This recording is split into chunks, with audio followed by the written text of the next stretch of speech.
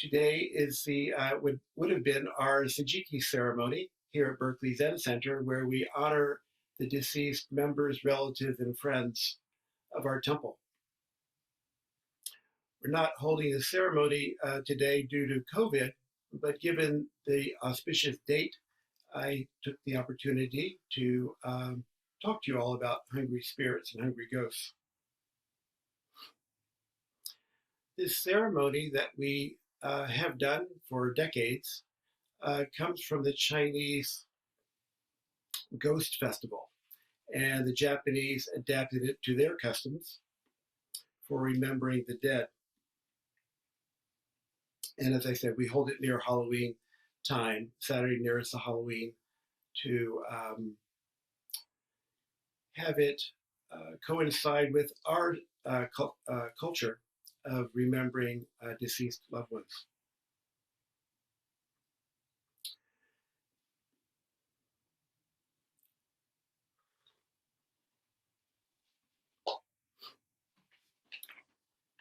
So years ago in the Buddha's time, he had a disciple named Moggallana. And Moggallana dreamt that his deceased mother had fallen into the realm of hell with the hungry ghosts. And he was quite upset by that dream. These ghosts are called gaki. And gaki have been depicted in art as beings with very large descended stomachs and very thin needle necks. So this depiction of insatiability, of really big appetite and not being able to get enough is pretty frightening.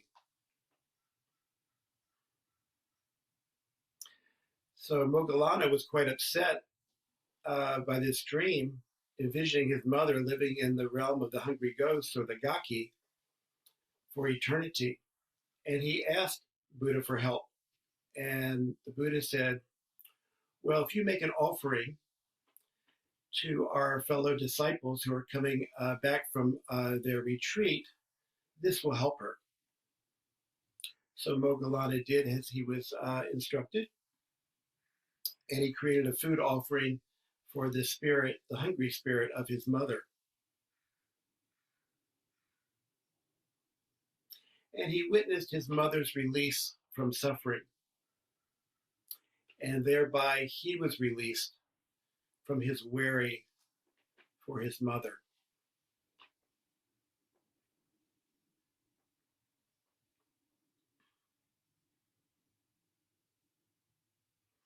So at Sejiki each year, we would make food offerings. We would prepare food offerings at the Sejiki altar and make an offering to those hungry spirits. And we would recite names of all the people who have died and those we hadn't had memorial services for that people would like to call out to evoke their name in memory.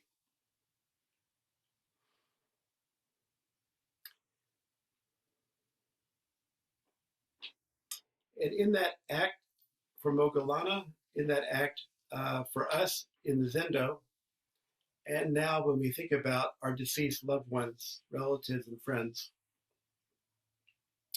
we are saved with them.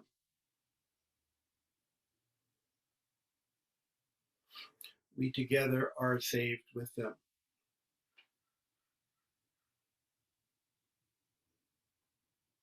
So this was a story that's been handed down for many, many years about this dream that Moggallana had.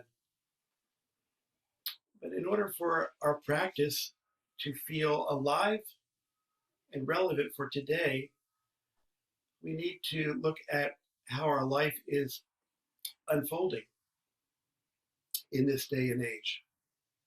And sometimes we get glimpses into the history of Buddhism from our contemporary teachers and friends. So on Wednesday, I received a phone call from a Sangha member who has cancer. She had dreamed the night before that Sojin Roshi came into her life in this dream and they were both at Moe's Books here in Berkeley, California. Sojin Roshi was wearing his robes, and our Sangha member was wearing her civi, her just regular street clothes. Not Black Oak Books. Moe's Books is where Sojin Roshi uh, traded books and built up the library that we have here at Berkeley Zen Center. So it's a very important source for our Dharma study. So Sojin Roshi and a Sangha member were conversing, and Sojin Roshi and the member were wondering, like, who is going to die first? So imagine being in a dream with your teacher, and the teacher says, us who has cancer is going to die first. And dreams have a certain hazy quality to them, so it was clear from the Sangha members' viewpoint that Sojin Roshi had actually already died.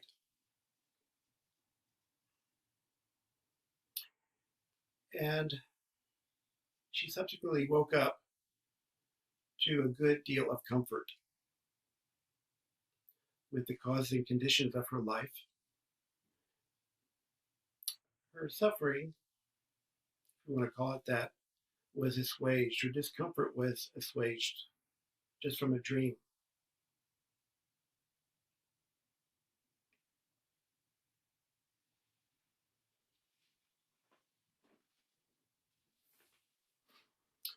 Berkeley Zen Center has a bag lunch program. And a group of people distribute lunches to homeless people here in Berkeley. And it may not look like a ceremony, but in fact, it is a ceremony that's being performed. Not unlike Sejiki. There's planning, shopping, preparation, delivery, and conversation between the Sangha and the recipients who receive this food. And this follows a ritual as an expression of practice, of selfless practice that the people who have volunteered in the BTC Bag Lunch program to execute in a pretty ordinary way, but when you look at it, it's feeding the hungry. And in the relationship of feeding the hungry, the Sangha is fed also. So it's a two-way street. We awaken together. We are fed together. I like to think, and I have the experience of feeling, that the needle thin throat here that's caused by my stinginess and my hunger and my thirst for things that come into my view is less restricted, opens up a little bit when I'm able to offer something to people and take a break from being self-serving to serving others. And in the deepest sense, I believe that the BVC bag lunch is something that addresses that. My teacher in New York, Bernie Glassman, had a very vibrant program of working with homeless people and feeding them. And I had the privilege to be on the bakery floor when it just started, where we mixed up salads in this huge mixing bowl that was typically made for cakes and cookies, while in the oven where the cakes were being baked, lasagna was being prepared and baked off to be distributed at the homeless shelter. And he had this vision of feeding the hungry ghosts from a long time ago. We had ceremonies around this event each year, chanting the Kanro Mam. And I wasn't so inclined to work so directly with homeless people. And Bernie was leaving the world of traditional Zen practice as he practiced with Mayuzumi Roshi in LA, and what I grew up with there in my 3 years of practice. And he was going off on his own expression of practice and feeding the hungry ghosts. And because I wasn't so drawn to that, I was in a bit of a quandary. And so with the advice of a dear friend back there, I came out here to Berkeley Zen Center to study with Sojin Roshi, who was carrying on a traditional sitting practice that has nourished me all these years. And one doesn't have to go out necessarily to feed the hungry. The hungry have a way of finding us.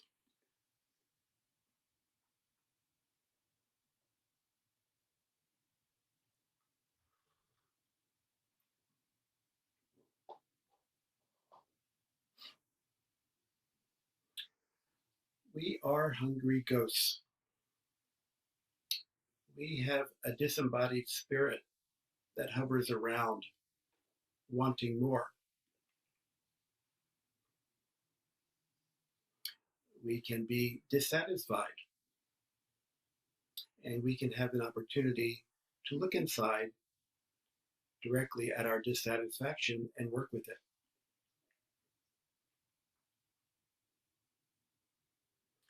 So by feeding others, we feed ourselves, and we save the beings in our own mind, as the sixth ancestor taught us.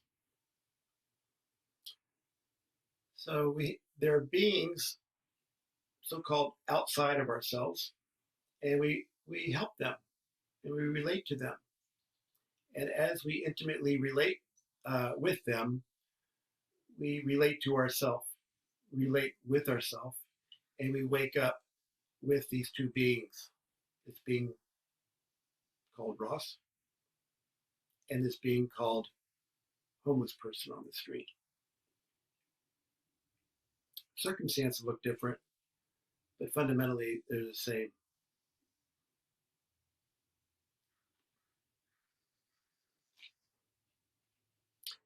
There's a line in this ceremony where,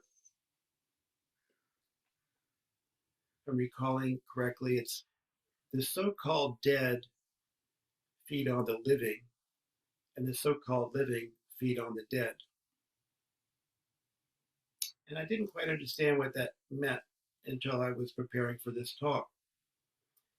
And I realized when I did an inventory, I guess they call it in this 12-step program, an inventory of my life and all the hungry spirits that are swirling around up here, that they were feeding off my memory of them. And as long as I retained a memory of them, they were with me. So some memories we like and make us feel good and uplifted. We all have a collection of memories and stories of our life that is supportive and encouraging, makes us happy. And we tend to like those memories, and we hold on to them. The memories that don't make us so happy, however, we don't want to hold on to them, and we kind of push them away. Some people do hold on to those memories. Sometimes it feels good to feel bad, which isn't so great, but that does happen. Nevertheless, in my view, with Zazen practice, with Dharma friends, with psychotherapist professionals, we can look at these thoughts in our life and cultivate a life of freedom. It doesn't mean that these hungry spirits won't reappear. In a sense, they don't really go away. But in relating to them as familiar spirits versus something I have to get away from, I've learned to accept them in my life. And they inform my life.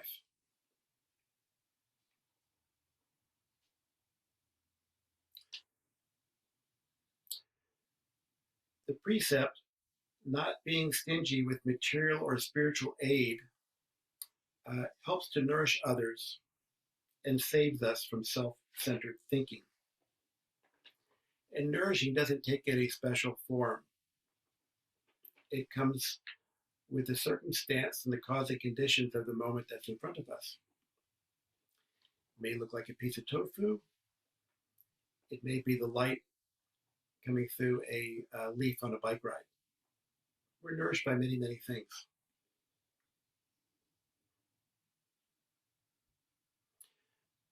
Knowing how to be satisfied is the second of the 8 awarenesses of an enlightened being, which was the Buddha's last formal teaching before he passed away.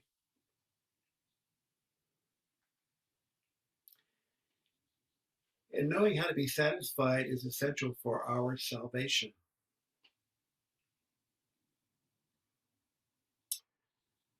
So for perspective, if we think of I, me, mine, in the third person as this person,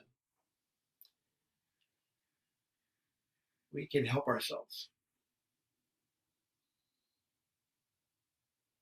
This perspective of this person versus I, me, and mine gives us some perspective and distance as we would look at a so-called other person, what they might need.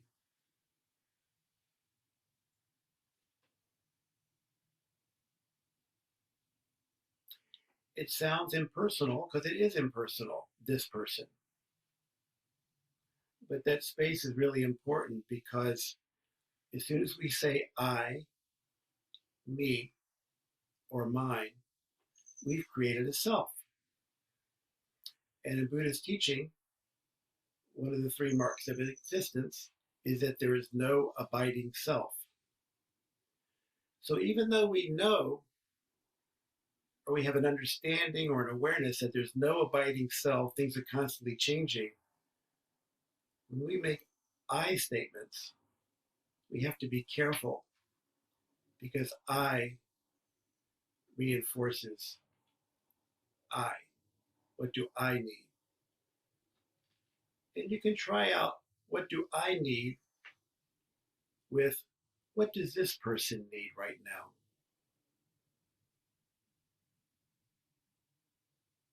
A friend of mine was going through a difficult time recently, and the thought arose, what can I do for this person? So I has a place in our life because that's our reference point. It's the most important person in the universe, right? But we tend to put I up on a pedestal. And in our practice, it's important to not do that, to take a humble position and to serve others. So we get out of our self-centered thinking and reinforcing this self. So I has a place, but I'm going to help you, or let's help each other together. What can I do for you?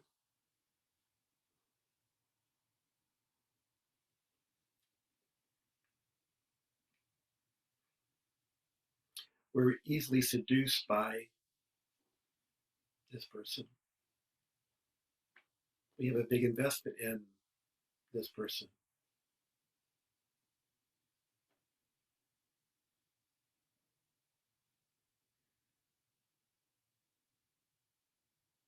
We get intoxicated by this person.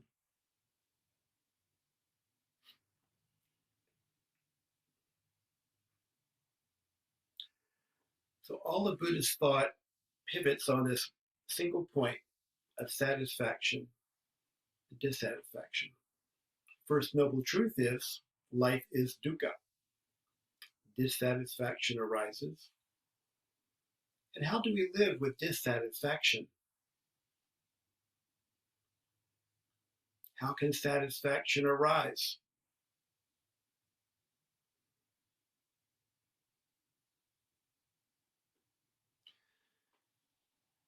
When we're dissatisfied, when I'm dissatisfied, initially I feel I don't like this. And when I received a teaching that I don't have to like it, that helped. It's always associated like with good and dislike bad.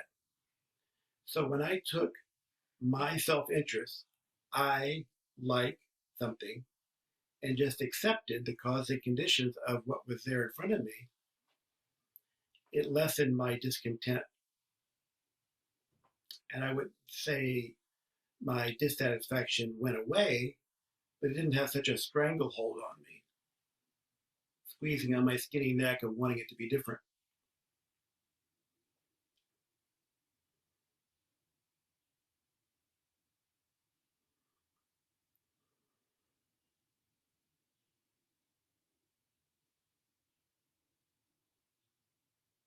So if we get perspective on our suffering, and we can look at the cause and conditions that contribute to the situation at hand, then we can look at more objectively about how we may be able to work with the matter at hand. Because we're having a close examination of the things that led up to this point of my discontent. We can do that on the cushion. We can do that with a pen and paper, sitting down, reflecting on our life. We can work with a teacher. We can work with a psychotherapist, with a friend. It's good to talk. I was talking with a friend yesterday who was laughing, saying, our practice used to be silent. Now we find ourselves talking a lot more.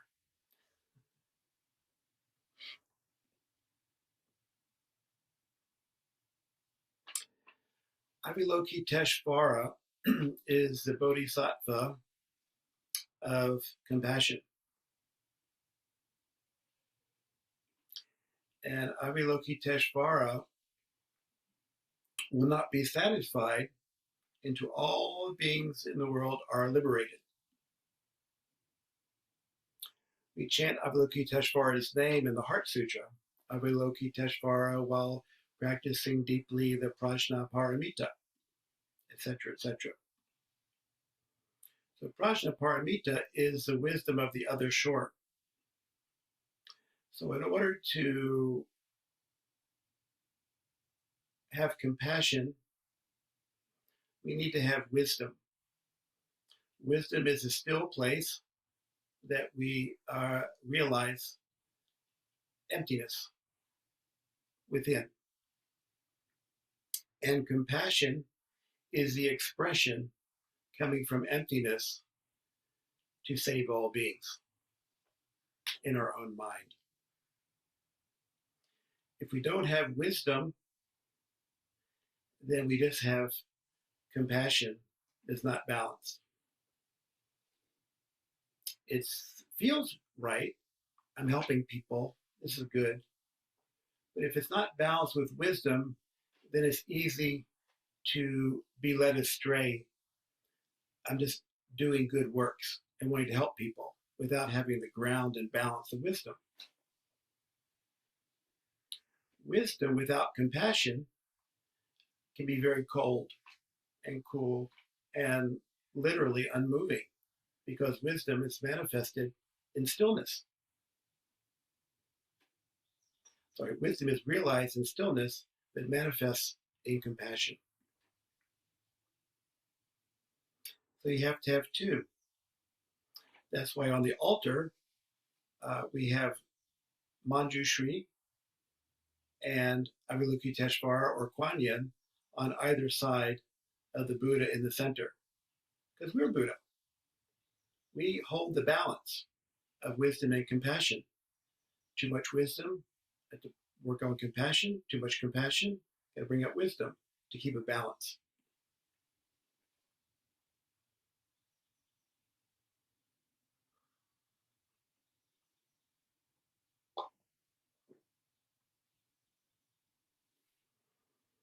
In Buddhism, we talk about the three times: past, present, and future. The only thing that we can experience directly is the present moment. And the past is not really the past, it's the present.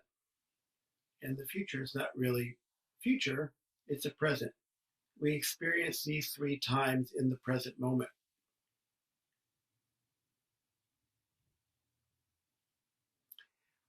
And one of the many reasons why meditation is so important for our practice and realization is that we're practicing being in the present moment, not worrying about the future and not dwelling on the past. Don't worry, they are going to arrive in our present, no matter whether we like it or not. So I have three short stories to share with you about past, present, and future, and how the wisdom of practice manifests in compassion. So it's before thinking, after thinking, and during thinking.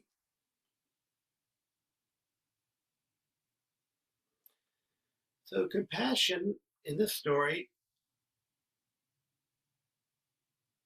takes a form before thinking. Susan Marvin shared a story a few weeks ago about encountering a hungry ghost who had thrown a cup of coffee at a patron at a coffee store.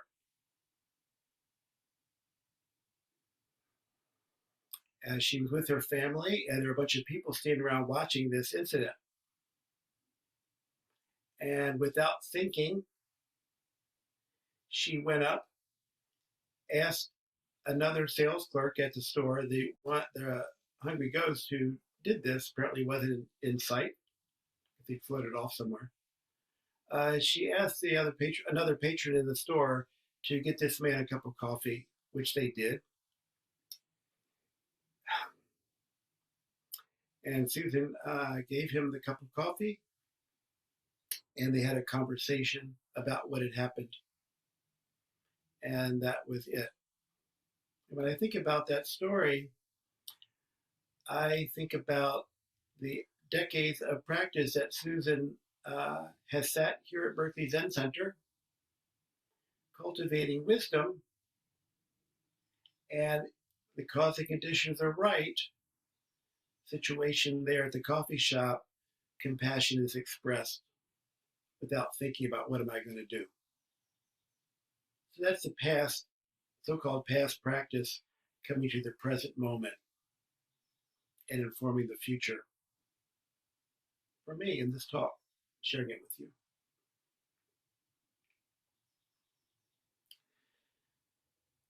Story about after thinking about compassion involves this person at a coffee shop. So I worked at Pete's for 25 years.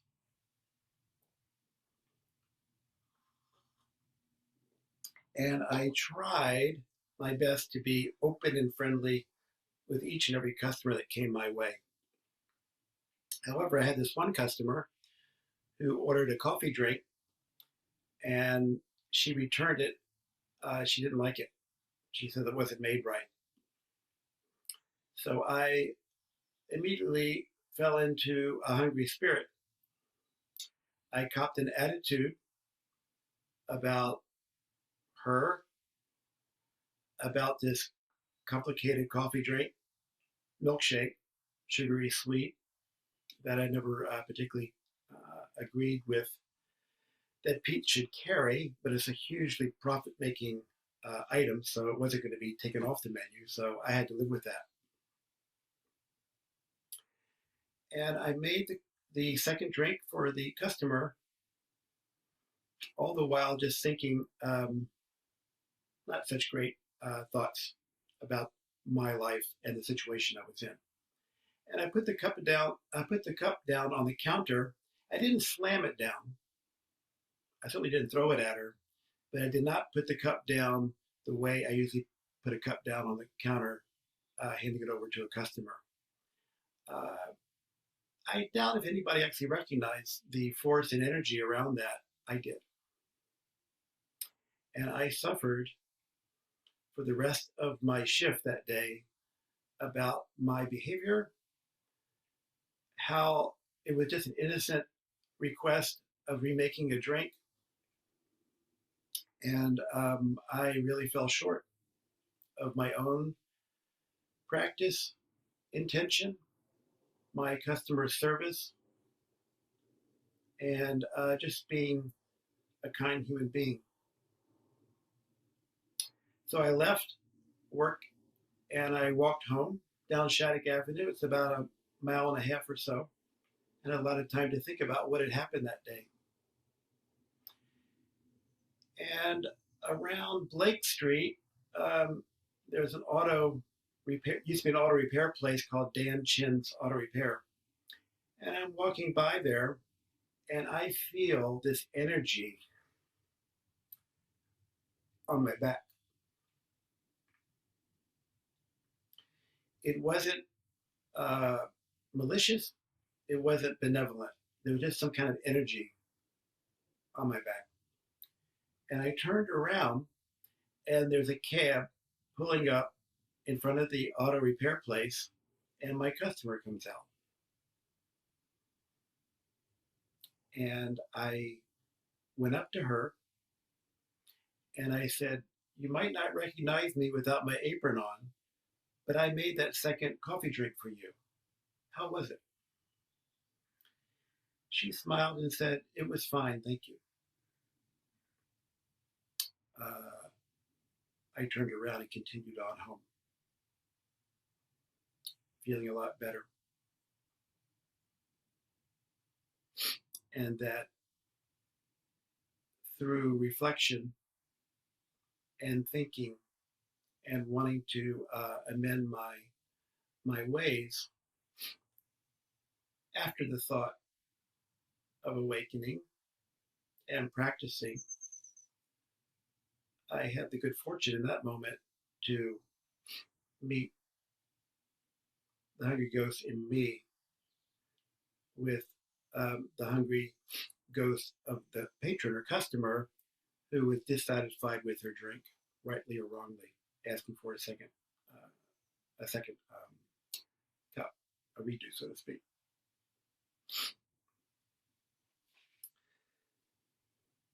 Lastly, compassion arising during thinking. So I was at a BART station a few weeks ago, and I was leaning against the pillar, waiting for the train to come, kind of like this BART pose. And this guy comes near me. He's about 25 feet or so away, carrying a bag, puts the bag down. He's kind of looking around like this, kind of talking to himself a little bit, maybe singing. He's got some earbuds in. But I keep my eye out on him. And then his body language was more jerky, became a little bit more, seemed agitated. And as you might imagine, I became agitated because I want to protect this person. But he's at a safe distance, so I get to watch. And then he proceeds to make 3 high step karate kicks perfectly landed on a telephone box there at the BART station platform. They were really well placed. Boom, boom, boom. It did knock the telephone box off its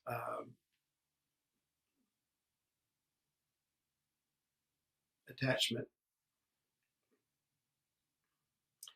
And this fellow obviously was a trained karate person. So then he looked at me, and I'm looking just as I demonstrated a moment ago.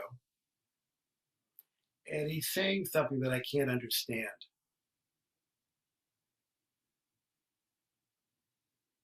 He doesn't have a mean look in his face, doesn't have a benevolent look in his face, but he's saying something to me.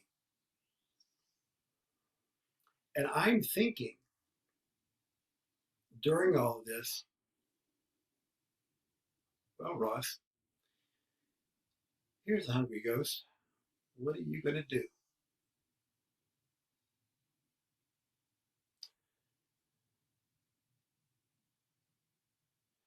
So I said, you don't need to kick that telephone box.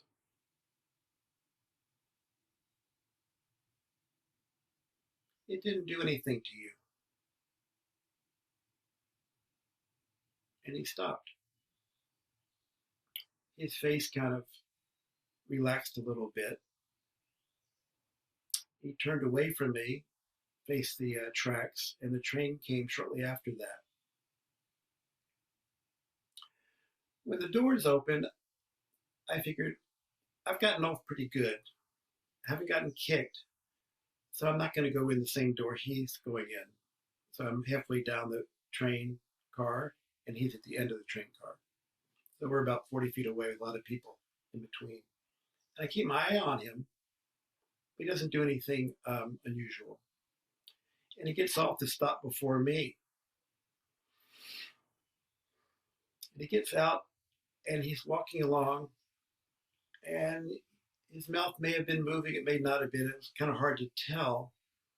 But the thought I had was, well, there goes the hungry ghost. And how will his hunger and thirst be assuaged in the next moment? There's nothing I could have done to help him any further than the interaction that I had.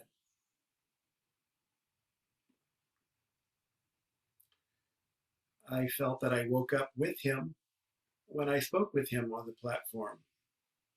That any fear that I had of being kicked went away when the tension in his face went away. I believe we woke up together. If he was at Berkeley Zen Center, I would probably have a conversation with him about that interaction. But he doesn't appear to be here. But there are other people here that I have interactions with that sometimes don't go so well. And I try to practice patience and accountability for my half of my hunger, my dissatisfaction in relating to our Sangha members. And through conversation, I found that we can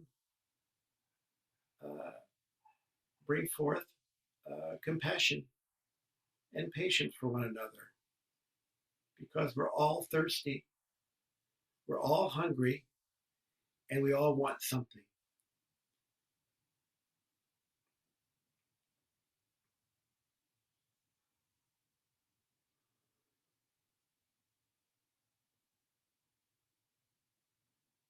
I'd like to end with a movie recommendation called A Ghost Story. It's playing on Canopy, the Berkeley Library's streaming service, as well as Netflix. There's not a whole lot of conversation in it. It's about a young couple, and one of them dies. and the one who dies hangs around and observes what the survivor, what the survivor's life is about, what's going on.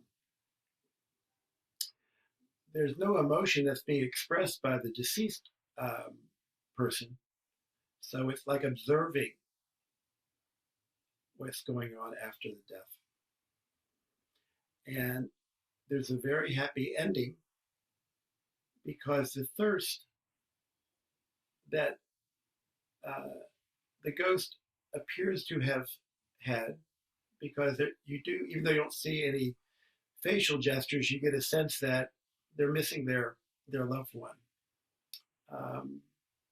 There's closure. There's some peace at the end. And the ghost was able to let go. The ghost was able to let go. Thank you very much.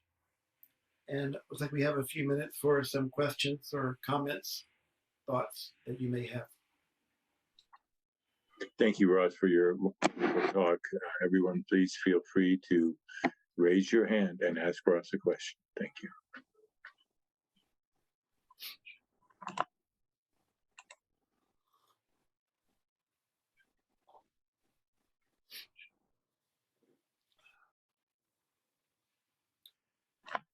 Okay, we have a question from Rondi. Please go ahead, Rondi, unmute yourself.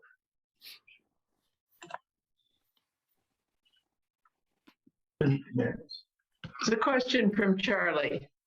Question from Charlie. Good morning, Ross, and thank you so much for your talk. In the story about the dissatisfied coffee drink customer, Mine or Susan's? how did she know where you were to get a cab and encounter you? And when did she start it? And who is the hungry ghost in that story?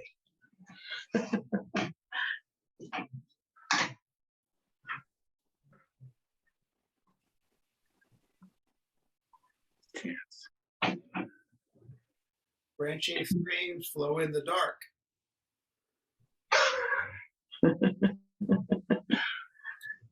There's no. And the light.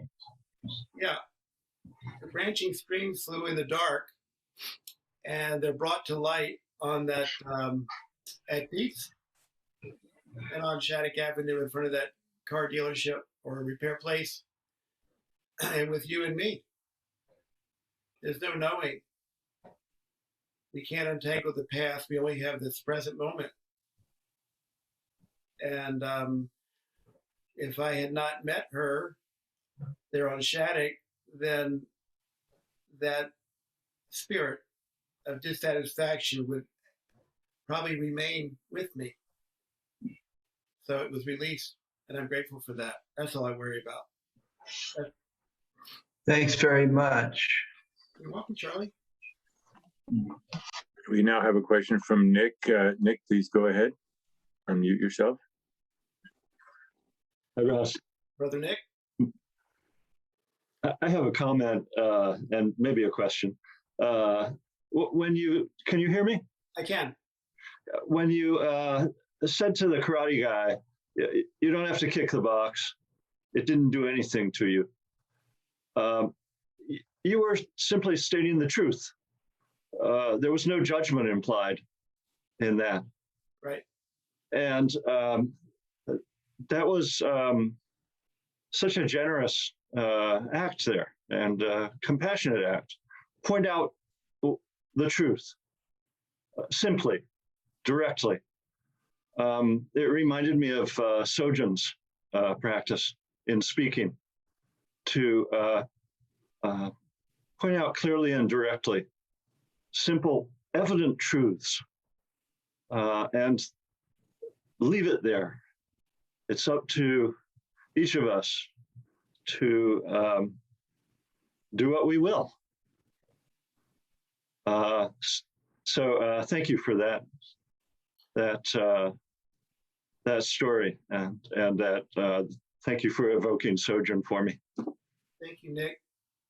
Yeah, it's a little easier with a so-called inanimate telephone box versus a person because it's easy to jump to she did me wrong, he did me wrong, and have this relationship.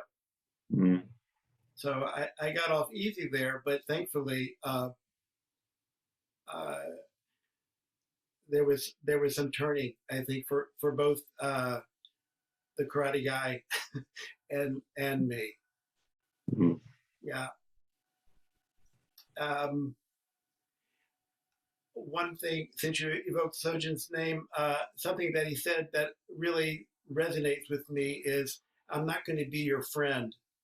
And I believe that when we want to be friends with someone in the sort of helping or dharmic sense, we can maybe enable too much and we can help too much and they aren't able to find their own way. And Sojin said a number of times to me in various situations where I was stuck, he said things that wouldn't, I think, be perceived as compassionate, kind of hard or harsh or straight shooting. I just saw them as factual, actually. I didn't see them necessarily at the time as factual and impersonal. This is just what's going on. What are you going to do with it from a practice place?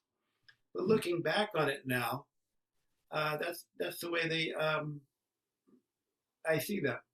So thank you for bringing up the factual side. Yeah, yeah.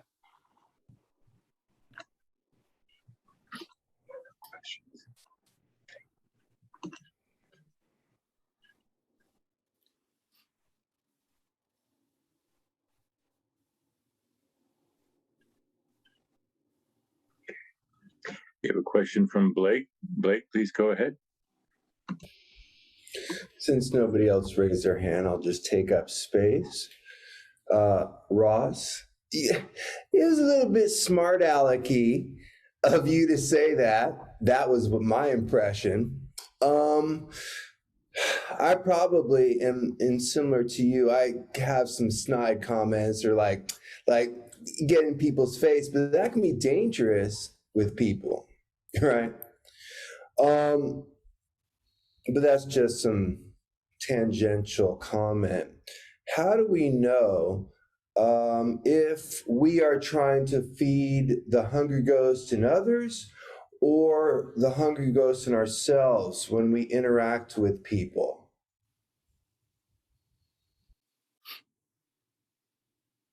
Well, that's a good question.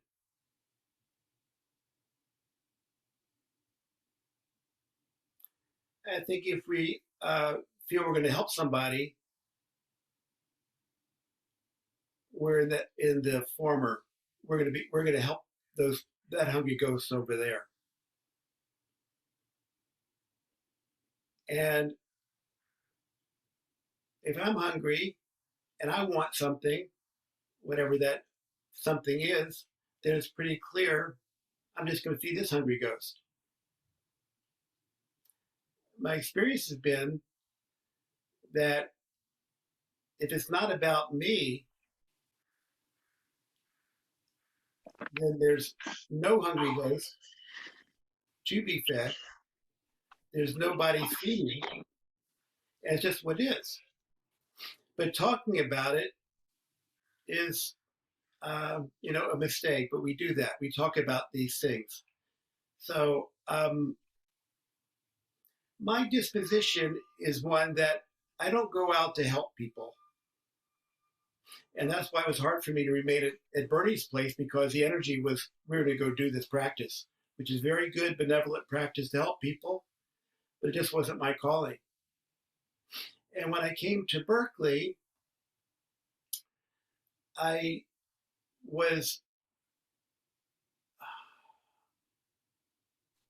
disposition was validated. The practice that I was doing here in following Sojo Roshi's teachings, it was okay enough to sit. We save ourselves on the cushion. And he didn't prescribe what to do. The bell rang, we bowed to him at the door, we do a little shashu bow, and what's next? Well, there's a freaking guy with a high kicking foot a little far away. What am I going to do about that? Well, I'm going to save myself first by calculating the distance between me and that foot. And then when I had a safe space to practice, which our Zendo is a safe place to practice so we can let our shoulders down and just receive versus protecting, which is what I was doing in New York on the street, walking somebody home, and then somebody comes and assaults me. It wasn't a safe place. No good deed goes unpunished. Helping a lady walking home after school in a dangerous neighborhood, and I get punched out. So we don't know what's going to happen. But I do feel and I trust that the more that you and I stay on the cushion sitting, we cultivate a wisdom where in the next moment we can embrace each other, whoever that person is, and practice with them. And my response when you said smart alecky, well, I didn't get distracted by it. I caught it, I heard it, but we have a relationship and we trust each other. Deep down, we trust each other. And that works for me. So you can say whatever you want with me. And you have a big audience today of 80 people or something or another. So you can say it again. Sojin Roshi once told me, you can spit on me. He said it in the kitchen we share. And we were in the middle of a tangle. And I was really taken aback by him saying that. You can spit on me. And I realized after that there was nobody there to be spat on. Not from my vantage point, although I had to learn that, but from his vantage point. Because if his realization of no self means there's nobody here to spit on, so I can take whatever you want to give me. And that's what I continue to try to do. When I get caught, smart alecky, well, you can spit on me. The hook isn't so deep. It's a little catch, but not a big thing that's going to deflate me. So we sit zazen, we continue sitting face up, waiting for the next punch or the next punch, but we still stay up. That's what feeding the hungry ghosts are like for me and you. Thank you for your stories and your resilience. Thank you. Yes. Let's go have lunch. Thank you, Blake. We now have a question from Hozan. Please go ahead, Hozan. Unmute yourself. Hey. Thank you. What happened? Am I still? Yeah. Following up, actually, I remember a part of the Mogayana story, which is interesting and relevant to this question of unintended consequences. And just I wanted to check in with you about it. Please. What I recall is that when Mogayana went down to the hell to release his mother, which he succeeded in doing, is that inadvertently he broke the lock on hell, and all of the hungry ghosts were released into the world. So he made a mess for us. What do you think about that?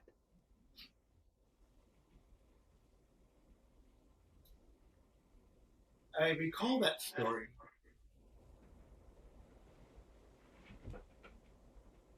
And as a story, I think it can help teach us something about how do we help people and how difficult it would be to not help one's mother. Yeah.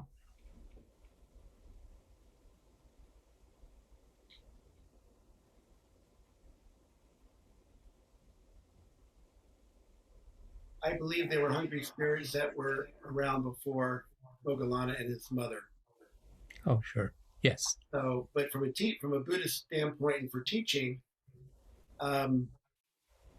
what comes to mind is another story about Tozan not opening his door to his mother. Mm-hmm. He wants to see how her son's doing and maybe to save him. And that's maybe the other side. Yeah, it's a really challenging story. Very challenging. Well, all these stories are challenging. So what I did it with the customer and this fellow on the platform, what I experienced myself doing, wasn't necessarily a good thing or a bad thing. I can think of it as a good thing because it made me feel better, but it's just what happened. And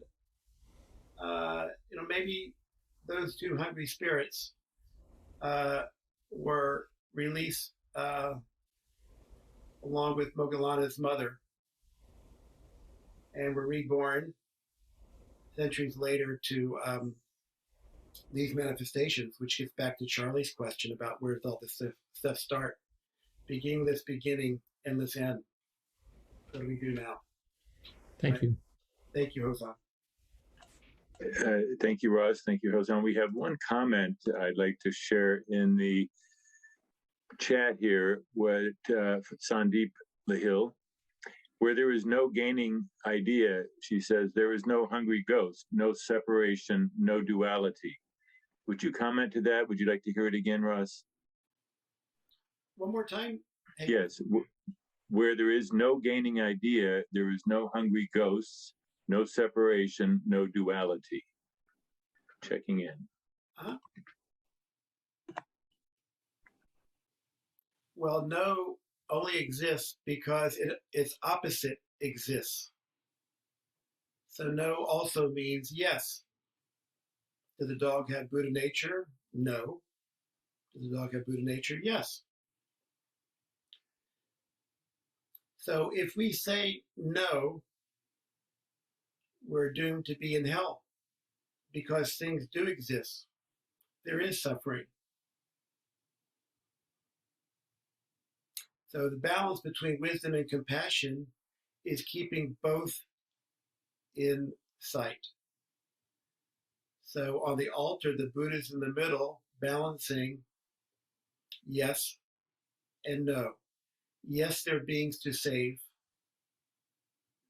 Kuan Yin. No, there are no beings to save. Manjushri. That's my sense of it, Sandeep. Thank you for the question. And perhaps we could talk about that again later.